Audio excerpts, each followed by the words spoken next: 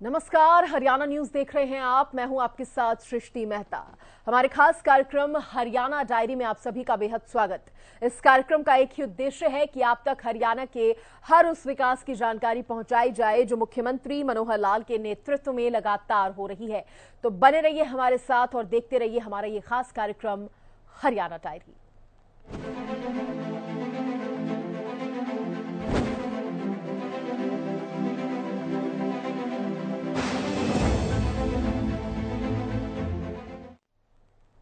मुख्यमंत्री मनोहर लाल ने सीएम की विशेष चर्चा कार्यक्रम के तहत गुरुग्राम से ऑडियो कॉन्फ्रेंसिंग के माध्यम से भावांतर भरपाई योजना के लाभार्थियों से सीधा संवाद किया और योजना को लेकर फीडबैक भी लिया। वहीं संवाद के दौरान किसानों ने मुख्यमंत्री का धन्यवाद व्यक्त करते हुए कहा कि भावांतर भरपाई योजना लाकर हरियाणा सरकार ने सही मायनों में हमें सहारा देने का काम किया है।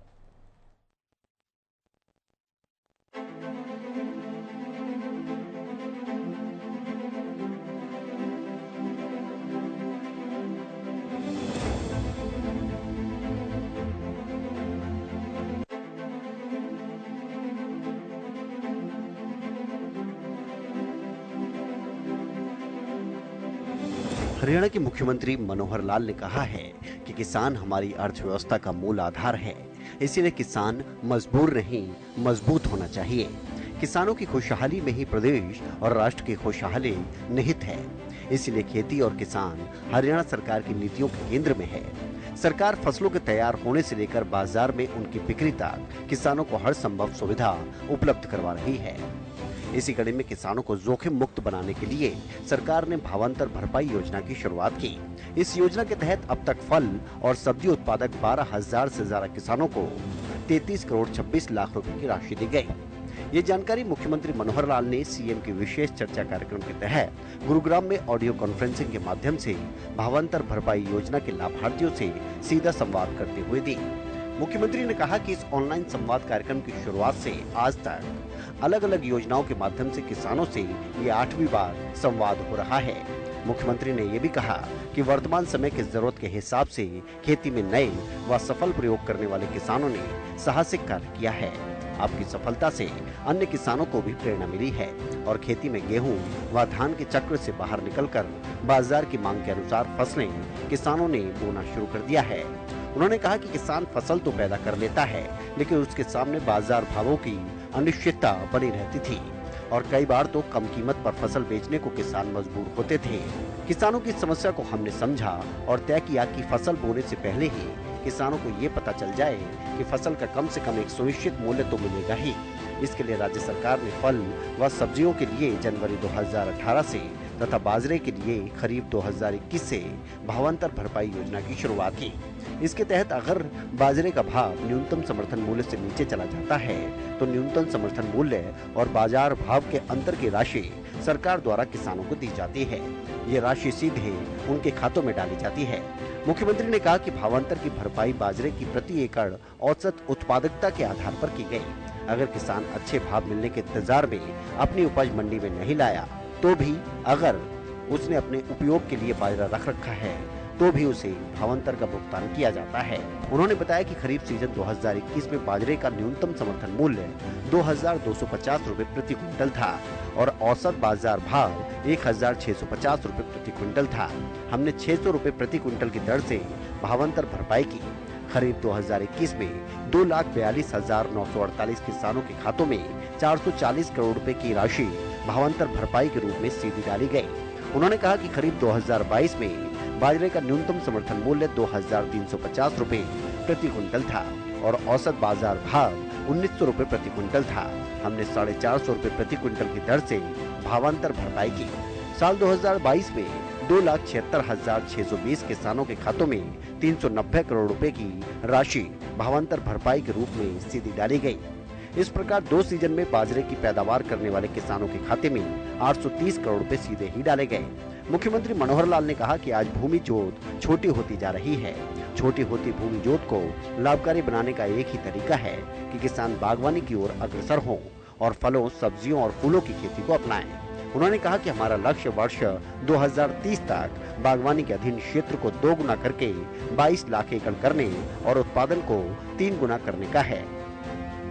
मुख्यमंत्री ने कहा कि मुझे विश्वास है कि आप जैसे जागरूक किसानों के सहयोग से हम इस लक्ष्य को प्राप्त करने में सफल रहेंगे।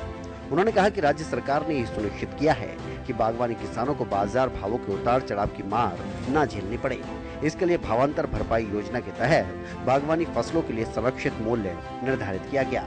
इस व्यवस्था से किसान को बिजाई के समय ही पता चल जाता है कि उसे प्रति एकड़ कितनी आय होगी। मुख्यमंत्री ने कहा कि किसानों को मौसम के कारण भी फसलों में भारी नुकसान उठाना पड़ता है, इसलिए सरकार ने मौसम की अनिश्चितताओं के जोखिम से किसानों को मुक्त करने के लिए प्रधानमंत्री फसल बीमा योजना और मुख्यमंत्री बागवानी बीमा योजना की शुरुआत की है। इसमें बागवानी की 21 फसलें शामिल हैं। इसमें सब्जियों के लिए 75,000 रूपए और फलों के लिए 1 लाख रूपए प्रति हेक्टेयर क्लेम राशि दी जा रही है। मुख्यमंत्री ने ये भी बताया कि राज्य सरकार ने पिछले साल प्रदेश में लगभग 53,000 सोलर पंप लगवाए और इनके लिए किसानों को सब्सिडी दी गई। इस वर्ष भी 70,000 नए सोलर ट्यूबवेल लगाए जाएंगे। इससे बिजली की खपत में भी कमी आएगी और किसानों को बहुत बड़ा फायदा होगा। प्यारे किसान भाइयों, मुझे आज आपसे संवाद करते हुए बहुत ही खुशी का अनुभव हो रहा है, क्योंकि मैं आज ऐसे सब किसान भाइयों से संवाद कर रहा हूं जो खासतौर पर अपनी खेती बाजरा अथवा फल और सब्जी, फिर सूरजमुखी, इन सब फसलों को बोते हैं। और ये भी खुशी की बात है कि ऐसे सब किसानों को या तो बाजार में जब भाव नहीं मिलता अथवा उनकी सब्जी फल की क्वालिटी का कोई अंतर पड़ने से बाजार भाव कम मिलता है, उन सबको हमने एक प्रावधान किया है कि बाजार रेट में और जो उनको उचित मूल्य मिलना चाहिए उसका जो अंतर है वो सरकार उनको देती है, जिसका नाम हमने रखा है भावांतर भरपाई योजना। हमने ये भी एक प्रावधान किया था कि जो धान बोने वाले ऐसे हमारे किसान हैं, पानी के संकट को भविष्य को ध्यान में रखते हुए उसकी बिजाई कम करके और विविधीकरण के अंतर्गत उनको दूसरी फसलों की बिजाई करनी चाहिए। मेरा पानी मेरी विरासत इस योजना के अंतर्गत हमने 7,000 रुपया अलग से उनको एक सब्सिडी, एक ग्रांट देने की बात कही थी और साथ में ये भी था कि उनको अपनी बिजाई में यानी फल और सब्जी आदि बिजाई करेंगे तो उसका भी हमको लाभ होगा। तो इस नाते से आप सब ऐसे किसान बंधु हैं जो इस समय लगभग 23,000 सब लोग मेरे साथ जुड़े हुए हैं। मैं उनसे एक प्रकार से उनको शुभकामना भी देता हूं कि आप प्रदेश और राष्ट्र की खुशहाली के लिए जो काम कर रहे हैं, आपको बहुत बहुत इस बात की शुभकामना है। हम खेती में हर कदम पर किसान को मदद मिले, इसके लिए बहुत सी हमने योजनाएं हमेशा बनाई हैं। किसान बीज से बाजार तक इसकी चिंता हमारे जिम्मे है, हम उसकी हर प्रकार की सहायता ये सब करते हैं। आज आप लोग जो बाजरा बोने वाले किसान हैं, इन सबको भी मैं इस प्रकार से भी बधाई देता हूं कि हमारा ये जो वर्ष है 2023 अंतर्राष्ट्रीय स्तर पर इसको मिलेट ईयर, मोटा अनाज का वर्ष ये घोषित किया गया है। और बाजरा एक मुख्य फसल है जो मोटे अनाज में आती है। मोटा अनाज वास्तव में सेहत के लिए भी बहुत अच्छा है और हरियाणा में मोटे अनाज का बहुत प्रचलन है और इसको हम बढ़ावा भी दे रहे हैं। इसके लाभकारी मूल्य ये हम सुनिश्चित भी करते हैं। किसान फसल पैदा करता है और उसमें कई बार उसको लागत मिलती नहीं है, अनिश्चितता रहती है, तो लागत से कम यानी वो बाजार में बेचने के लिए मजबूर हो जाता है। तो उसके लिए ही ये योजना हमने बनाई है। फल और सब्जियों के लिए जनवरी 2018 में हमने योजना बनाई थी और इसी प्रकार बाजरा के लिए भी खरीफ 2021 की फसल से भावांतर भरपाई योजना ये हमने दी है। और इसका मुख्य कारण जो मुझे जरूर आपके साथ साझा करना चाहिए, हमने 2020 में जब बाजार भाव बाजरे का काफी कम हो गया था, लेकिन हमने बाजार भाव पर ही अर्थात एमएसपी पर उसको खरीदा, तो राजस्थान के जो हमारे पड़ोस के प्रदेश के बाजरे के किसान थे, उन्होंने किन्हीं किन्हीं तरीकों से वहां बाजरा ना बेच करके हरियाणा में बेचना शुरू किया। हमारे पास बाजरे की अधिकता हो गई और बाजरे की अधिकता के कारण से हमको बाजार में सस्ते भाव में बेचना पड़ा, क्योंकि खाने के लिए जो बाजरा है वो 4 से 6 महीने ही लिया जा सकता है काम में, अन्यथा उसकी गुणवत्ता ये कम हो जाती है। तो उद्योगों में बाजरे का उपयोग भी सीमित है। बाजरा मुर्गी का जो एक प्रकार से उन फार्मों को जो जरूरत होती है फीड के नाते वो बहुत कम भाव पर बिकता है, तो उस परिणाम स्वरूप हमको 825 करोड़ रुपए का घाटा हुआ।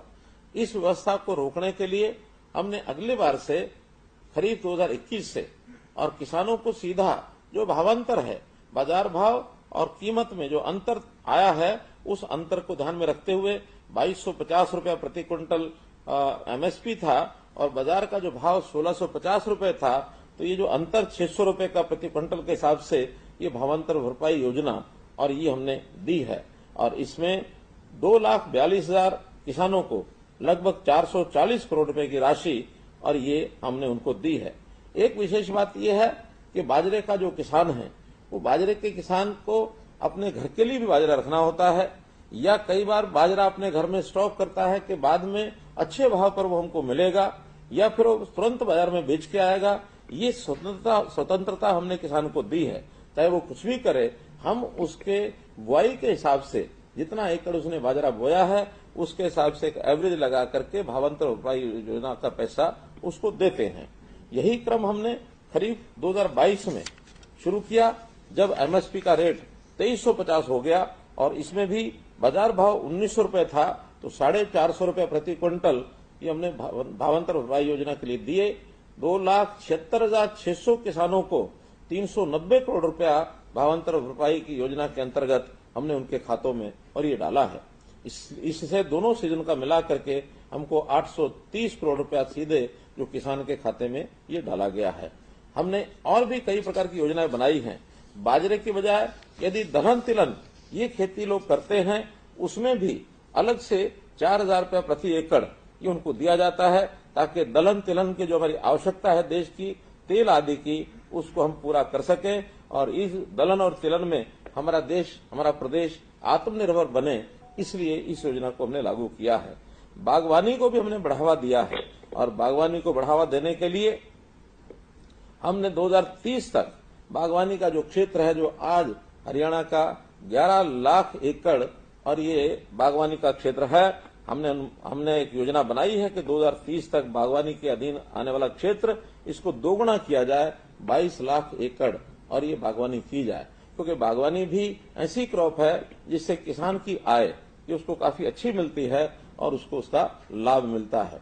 सब्जी आदि के लिए जो भावांतर भरपाई योजना है उसका हमने उत्पादन का एक बेंचमार्क ये निर्धारित किया है। जैसे उदाहरण के लिए आलू प्रति एकड़ हमने 120 क्विंटल, प्याज प्रति एकड़ 100 क्विंटल, टमाटर प्रति एकड़ 140 क्विंटल, फूल गोभी के लिए 100 रुपया प्रति क्विंटल और इसी हिसाब से इनके जो संरक्षित मूल्य हैं वो भी हमने तय किए हैं। इससे कम भाव में यदि उसका बिकता है तो उसको अपना रजिस्ट्रेशन ये हमारा मार्केटिंग बोर्ड का जो पोर्टल है उसके ऊपर कराना पड़ता है और रजिस्ट्रेशन कराने के बाद जे फार्म के हिसाब से जो अंतर आता है उस अंतर के हिसाब से और हमको जो पैसा है वो देते हैं।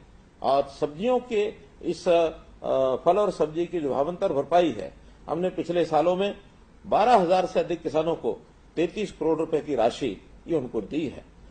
किसान की फसल खराब होने पर उसको नुकसान न हो तो इसके लिए भी प्रधानमंत्री जी ने प्रधानमंत्री फसल बीमा योजना ये कार्यक्रम शुरू किया और हर बार एक अच्छी राशि किसानों को यदि क्लेम की बनती है तो उनको मिलती है।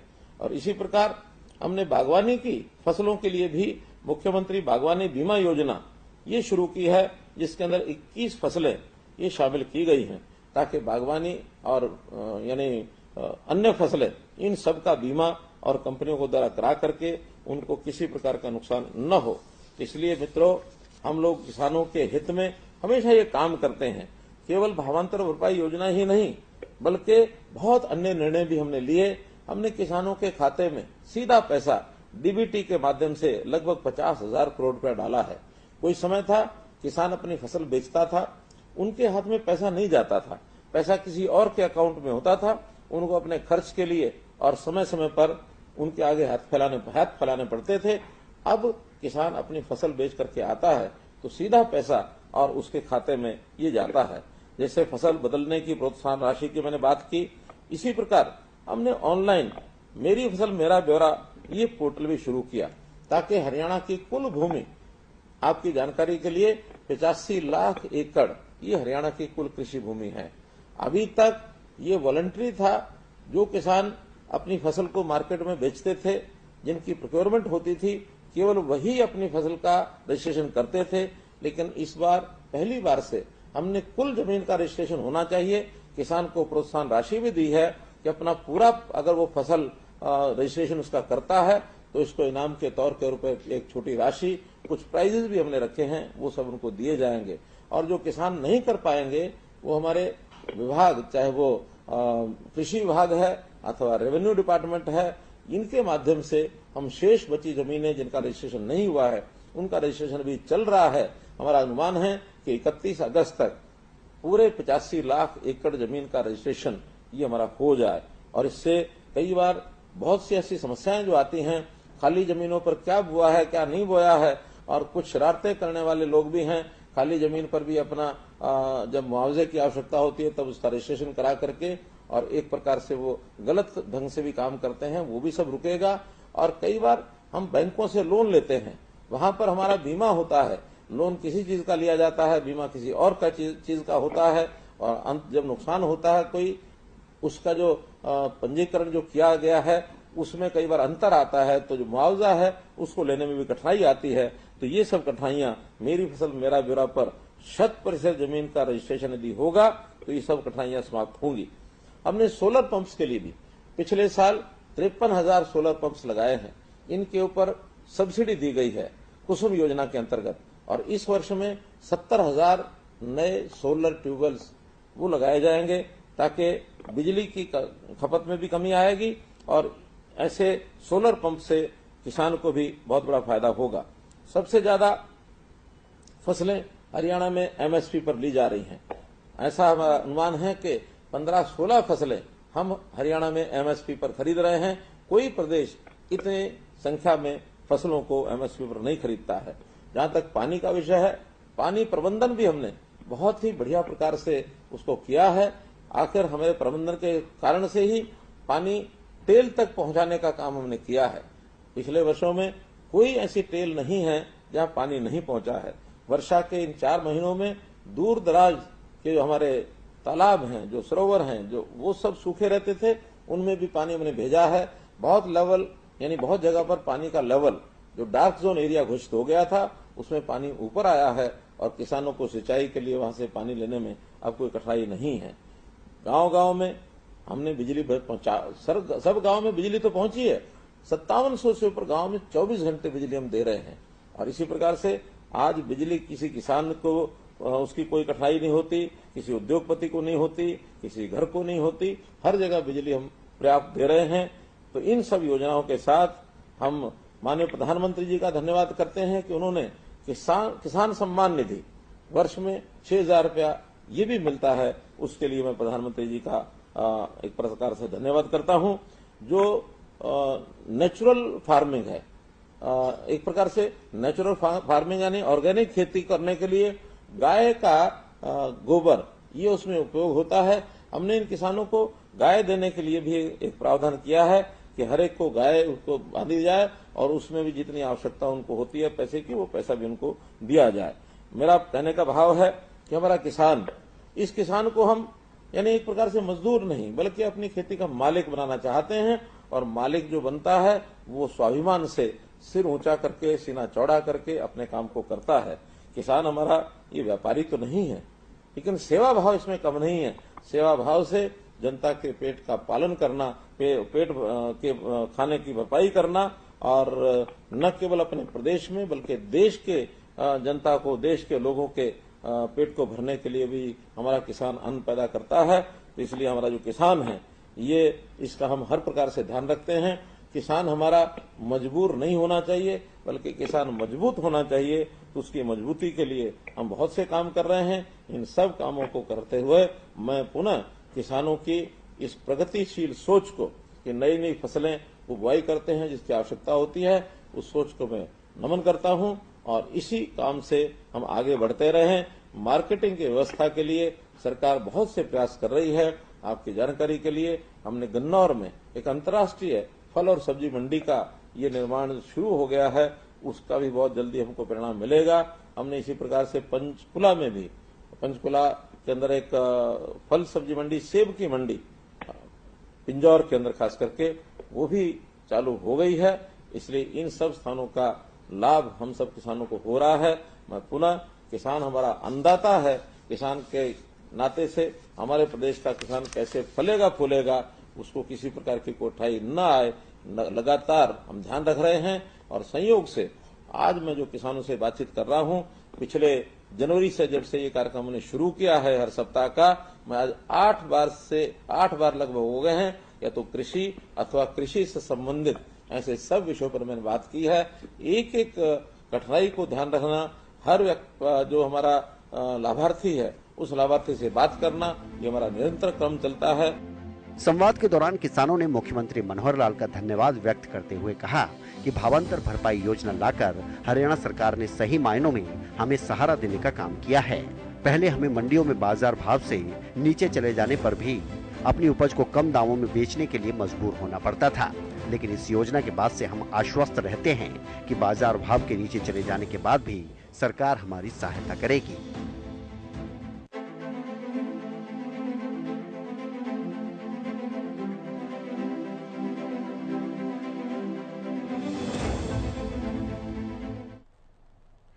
अब देखिए, गुरुग्राम के पीडब्ल्यूडी रेस्ट हाउस में मुख्यमंत्री मनोहर लाल की अध्यक्षता में जीएमडीए की सदन की बैठक हुई और बैठक में कई एजेंडों पर चर्चा की गई, जिसमें से कई परियोजनाओं को मंजूरी भी दी गई है।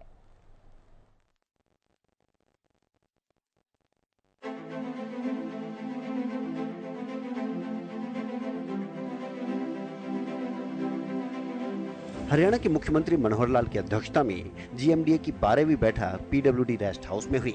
जीएमडीए के 2023 और 2024 के वार्षिक बजट के लिए 25 करोड़ रुपए की मंजूरी दी गई। गुरुग्राम के पीडब्ल्यूडी रेस्ट हाउस में मुख्यमंत्री मनोहर लाल की अध्यक्षता में जीएमडीए की सदन की बैठक हुई और बैठक में कई एजेंडों पर चर्चा की गई, जिसमें से कई परियोजनाओं को मंजूरी दी गई।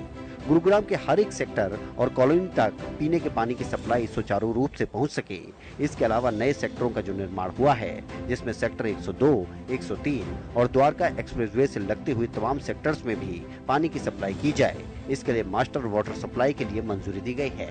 इसके अलावा मेडिकल कॉलेज पर भी करीब 300 करोड़ रुपए का खर्च आएगा। बादशाहपुर नजफगढ़ ड्रेन में बांध बनाने के साथ साथ उसको पक्का करने के लिए भी बजट को मंजूरी दे दी गई है। अलग अलग फेज में इसका कार्य पूरा किया जाएगा। द्वारका एक्सप्रेसवे के दोनों तरफ सर्विस लाइन के निर्माण के लिए जो बात रखी गई थी, उसको भी हरी झंडी दे दी गई है। गुरुग्राम के सोहना रोड पर वाटिका चौक पर बन रहे अंडरपास का निर्माण कार्य जल्द ही पूरा हो जाएगा। इसके लिए भी जो NHAI को राशि दी जानी थी, उसको भी पूरा किया गया है। इसके अलावा ट्रेन का जो निर्माण किया जाना है, उसके बीच और नगर निगम की जमीन लगती है, जिससे जीएमडीए ने ही मिलकर निर्माण करेंगे।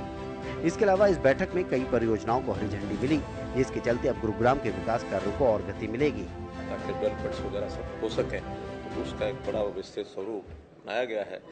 जो छोटे काम थे पहले से चल रहे थे, उनकी सबकी समीक्षा की गई है और इस बैठक में बहुत आगे, जिसको मैं कह सकता हूँ कि प्रगति के नाते से गुरुग्राम आगे बढ़ रहा है, उसका एक रास्ता ये साफ हुआ है।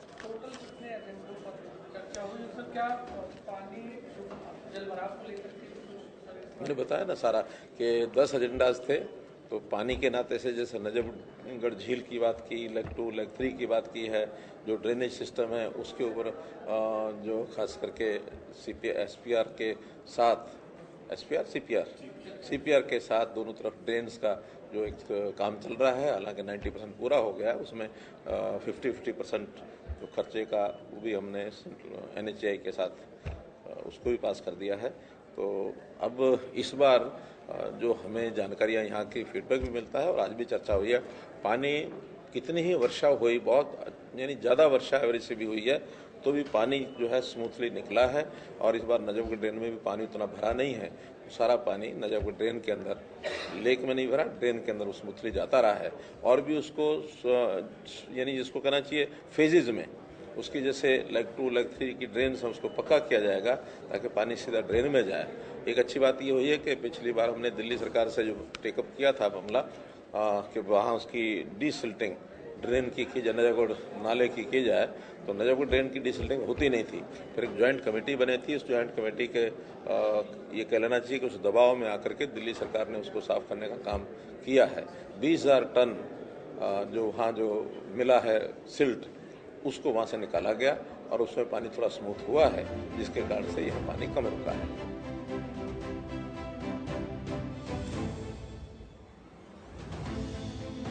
इस बैठक में हरियाणा की यूएलबी मिनिस्टर डॉक्टर कमल गुप्ता, परिवहन मंत्री मूलचंद शर्मा और बादशाहपुर के विधायक राकेश दौलताबाद, पटौदी से बीजेपी विधायक सत्यप्रकाश जरावता मौजूद रहे।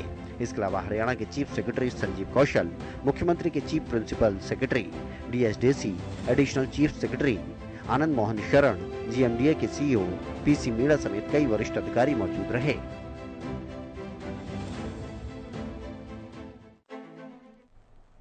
और हरियाणा डायरी के इस खास कार्यक्रम में आज के लिए इतना ही। नमस्कार।